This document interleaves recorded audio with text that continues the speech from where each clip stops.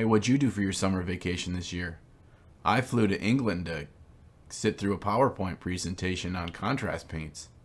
This video is going to be awesome.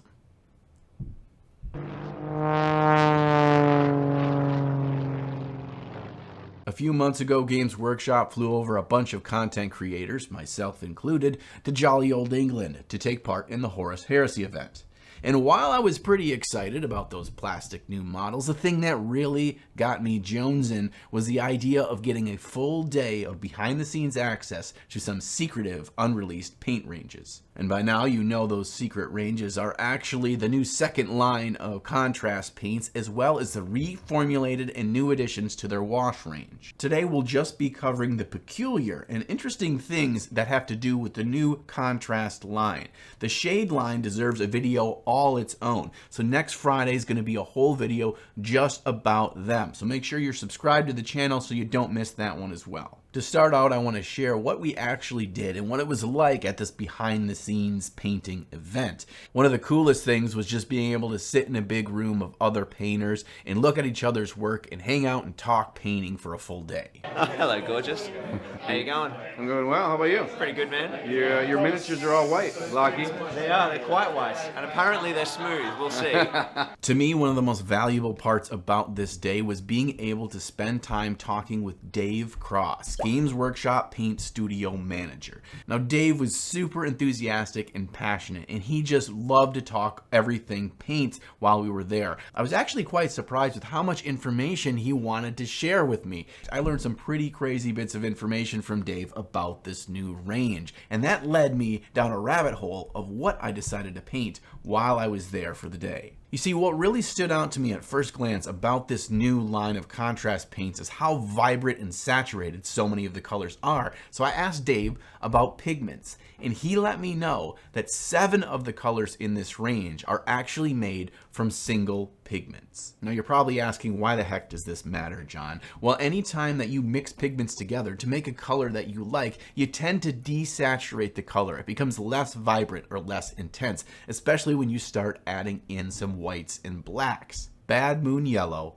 Imperial Fist Yellow, Magmadroth Flame, Baal Red, Doomfire Magenta, Leviathan Purple, and Eldari Emerald. Because these 7 colors just have a single pigment, that means that our minis are going to just pop at the table like none other that we've experienced with contrast paint range before.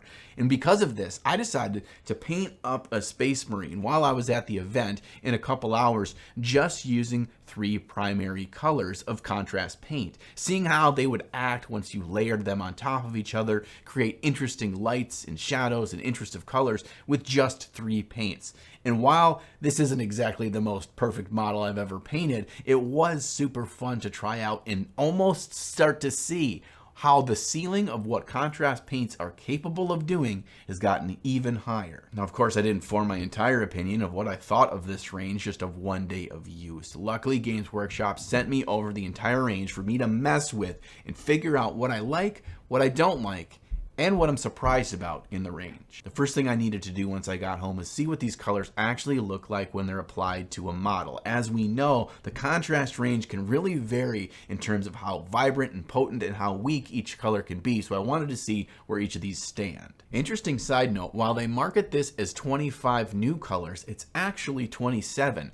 2 of the existing colors from the technical range have now been pulled into the contrast range as they're phasing out much of that technical line. But if you ever used those 2 technical paints, they acted much like contrast paint way before contrast paint even came out. So I'm guessing those were probably like the guinea pigs to come up with the contrast recipe. The first difference you'll notice between this range and the original contrast line is how much more vibrant this one is than the first one. And this kind of makes sense because they had to build in a lot of the staples from the get-go. So all those different skin tones and browns and ochres, you don't see very many of those colors at all in this second line. In fact, there's only 1 brown in this entire 25 colors. It seems like they wanted to push the intensity in this more recent set, and it really shows. There are way more colors in this set that are really strong, intense, vibrant colors, especially in pigment ranges that are pretty weak in the first one. Once I got to use each of the colors and put it on at least one model, I decided that I was going to put all of these paints into different categories.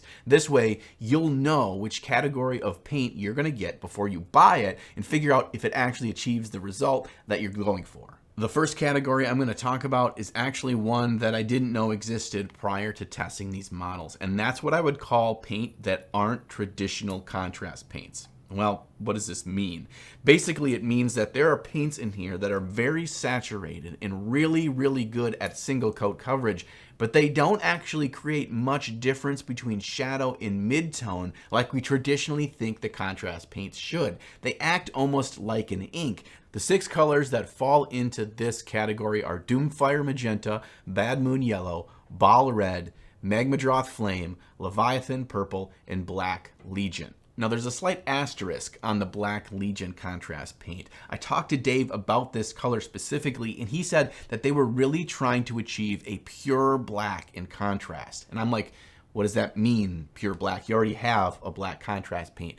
What he really means is that in one coat, you can paint something with this and it will read to the eye as black while still having very faint differences for the highlights area. All right, the second group that we're going to categorize these paints in would be the transparent group. These are paints that are fairly weak in terms of their coverage. To my surprise, very few of the paints in this set fell into this category, whereas in the very first contrast range, about half of the paints fell into this category. Here, only 4 did. And that doesn't mean these 4 colors are bad and that they're not worth your time. In fact, I really like 3 of these colors, but the 4th one, Pilar Glacier, kind of was a pain in the ass to use. This stuff was super weird in that it covered way more like a wash.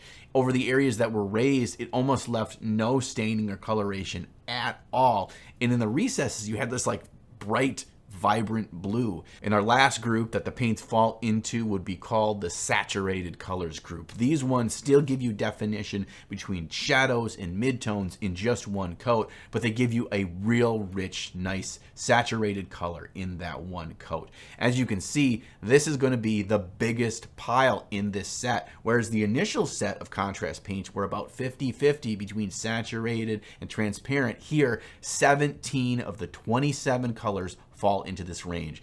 To me, it feels like they've actually been tweaking the system and finding out how best to work with these different pigments to still give that differentiation between shadow and midtone while getting more and more bright saturated colors into the range. Now that I've gotten to see all the colors on models and really gauge where they fit into these different criteria, we're going to paint a model with almost entirely this new range and really see what it's like when I'm sitting at the table painting a model with this stuff. How big of a difference is this stuff going to make compared to my own paints that I already use or the contrast or speed paints that I already own? Let's bust out one of these new plastic Horus Heresy Marines, specifically a Legionary Sergeant, and let's put this paint through the paces. The first thing I want to do is test out the colors that immediately blew me away when I was painting them on my Poxwalkers, and those are the yellows. Yellow is notorious for being such a pain in the ass to paint with, needing a ton of coats before you actually get the coverage you're looking for, and God forbid you actually have to put it over a dark color. This stuff just completely fades away. But these yellows were super vibrant and super easy to work with just one coat, and this really showed to be truthful when I used the Imperial Fist Yellow on my Marine here. Today's sponsor is Broken Anvil Miniatures, and you've heard me talk about their Kickstarter game Rivenstone before, but I've got new news on that front. New news. As opposed to old news, which wouldn't make it news anymore. You can head on over to rivenstonegame.com and do the late pledge option so you can support this brand new game in case you missed out on it earlier. There are a number of new stretch goals available, like battle mats, premium acrylic gameplay accessories, and more upcoming exclusives releasing over the next 30 days. You can also support Broken Anvil by checking out their monthly Patreon. For only $9 a month, you get a literal boatload of STLs to print out at home. I said boatload because it's a joke, because it's a June theme. It's all about sky pirates and stuff. It's like sky boats, boatload, sky boatload. So head over there before the end of June so you can still pick up the Skies Over Daymore collection, which includes some serious skyborn heroes, vicious villains, and many other fantastical aerial characters to spice up your tabletop games. And if you're a patron, you have access to this enormous airship called the Cloudbreaker. This thing is freaking huge. Broken Anvil creates models that are finely detailed and expertly engineered for easy 3D printing. So whether you're running an RPG campaign or playing in one, Broken Anvil has you covered with a ton of inspiration and materials to enjoy. I wanted to go with a deep saturated color as an accent point for the armor, so I went with this dark blue, almost an indigo color called Celestium Blue. And this stuff is a beautiful color, and it actually turned out kind of contrasting pretty darn well with the yellow on the armor. I did have the same issue that I typically have anytime working with contrast paints or with speed paints or anything like that, is trying to get a smooth, even coverage over something like a shoulder pad. Any smooth, rounded surface tends to pull in really odd ways with contrast paint. Key with working with contrast paints is always working with a wet edge. That means wherever you place the paint, you need to keep working around the wet edges before it dries because you don't want it to tear once it started to dry. I did have to use Guilliman Flesh from the old contrast range because there are no skin tones in this range. Now, we had 3 skin tones in the original contrast range, but honestly, I would have been happy with adding 1 or 2 more with this range. You can never have too many skin tones, and typically those colors are really cool to use for other purposes as well. All right, here's an honest point that you're not going to hear on the marketing for a product like this. This stuff is really unforgiving when it comes to making mistakes. So if I accidentally get some of this blue on the yellow of the armor, I'm screwed because I can't just put the yellow back over top of it. This stuff is completely transparent paint. I'll just see the blue underneath it again anyways. And if I'm like, well, I'll just re-prime that little section with white paint and then I'll go over it with yellow again, still not going to work. It'll be better than it was before with the blue on it, but you're still going to obviously see that white section with the yellow around it. It will look different than your initial yellow. But just understand that making mistakes with this stuff is kind of crappy, and you'll just stare at them knowing there's nothing you can do to fix them very well. I then decided to use that same Guilliman Flesh that I used for the actual face, thin it down a little bit with contrast medium, and use that for pin washing on the armor panels and to do some glazing on the lower facing points to really bring some depth with some nice vibrant orange in those shadows. I then mixed my own wash by adding a little bit of water to a mix of Gargarack Sewer and Legion Black. This worked really great, and I kind of loved this dirty, dark, muddy sewage color for a wash for armor. Okay, remember I said I was going to give this Pilar Glacier color another try. Well, I decided to do the plasma coils and this power sword with a wash of this stuff to see how it would look. And honestly, it wasn't bad for how quickly you can achieve a pretty nice effect. It probably wasn't as vibrant as I was hoping for. So if you wanted to use something for that specific purpose, this stuff isn't bad, but I also don't think it's the only thing out there that can achieve that kind of result. And at $8-9 a pop, I think this one can stay on the shelf. The next thing I'm going to do is a little trick that I use to hide some of the inconsistencies that contrast paint can leave over a surface when it doesn't feel the color is perfectly smooth. I take a little bit of my Rhinox hide, tear off a bit of sponge, put that sponge right in that Rhinox hide, and dab it on the model for some realistic, organic, more chaotic looking chips. But to make the chipping really look good, you're going to want to do a little bit of highlighting on the underside of those chips with the same color that I'm going to use to edge highlight all the yellow. I do a little bit of a mix between an ice yellow and a radiant yellow to give me a yellow that's bright but still vibrant, so it really shows up as a nice edge highlight for all of this yellow armor.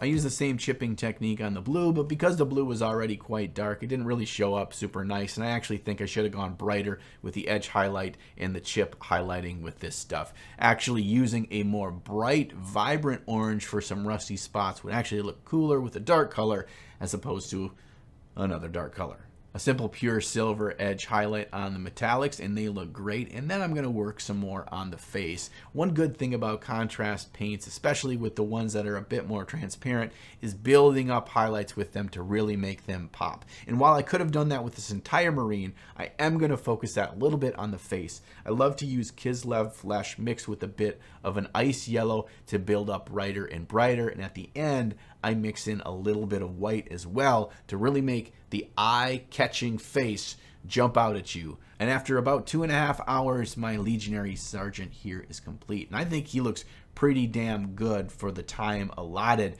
But note that if you had a full unit of 40 or 60 Marines that you needed to paint, using this method could take you quite a bit of time, because you do want to be careful, especially with the lighter colors like the yellows and oranges, that you don't cover them up and make mistakes because you can't really fix them easily. All right, let's go through my other final thoughts on this paint range: the good, the bad, and the ugly. The good. This range really does fill out a lot of the original contrast line. A lot of the colors that we didn't have a lot of options for, specifically some purples, magentas, greens, and blues, and then yellows especially, we've got a ton of options now. The other thing I'd say falls into the good category with this paint is very few of the colors you see that white buildup on the bottom of the bottle like we saw in so many of the original contrast paints. That's from the white pigments that's in those paints, and it's a pain in the ass to shake up and keep consistently mixed. That is basically non-existent because so many of these colors are single pigment or highly saturated mixes. They don't have white and black in them. All right, let's get on to the bad. There's such a main difference between the colors that are super saturated and dark and those that are super transparent. And the bottles all look the same. You think that they should act the similar way if you go buy one of these off the shelves. And there's such a massive difference in some of these colors. Same true of the original line. I just wish they had some kind of labeling that would be different, that would you'd really recognize to the eye, oh, this one is this label, it means it will act this way. The other thing in the bad category is some of these colors are basically inks. Like, they don't give you any of that contrast shift between the shadows and the midtones. Magma Draw Flame is a great example here. Quite frankly, I could buy inks, add a little matte medium to it, and it would give me the same result that these things would for way less money. And finally, the surprising. I already talked about it before, but the fact that they're going to really specific 2 pigment blends and 7 of these paints are single pigment colors is astounding. It means that it gives us so much more room for the ceiling of what we can do with contrast paints. Yes, you've already seen the ability for them to make awesome impact with an airbrush and with glazing, but what else can we do in the realms of mixing and other things that really can take these things to the next level? And the final surprising thing was how many of the colors I actually really liked in this range and that I could see using on a regular basis. I tend to really like the skin tones and the browns from the base set, and it doesn't have any of these for the most part in this set, although the one brown in here, Gargarak Sewer, is amazing. I love that color. Also, the Sigvald Burgundy, holy crap, that's amazing. Also, obviously, all the yellows. If you only buy one pot of the new contrast range, it has got to be one of the new yellows. They really do a job that is so difficult with standard paint. As long as you're going over white primer, this stuff is amazing. A big thanks for hanging out today and going through this new contrast range and seeing if it's something that is worth your time and money or not. And a big thank you to my patrons as well. It's because of you that all of these videos and me painting models and talking about toy soldiers and being a weirdo on the internet are even possible. I'm going to see you back here again next week when we talk about what might be the single best painting product Games Workshop has ever produced. So between now and then, make sure you find some time to slay the gray. Listen, you don't know what it's like to truly live until you've gotten on a plane, flown all the way to England, just so you can sit through a Jesus, it was terrible. Actually does in a pretty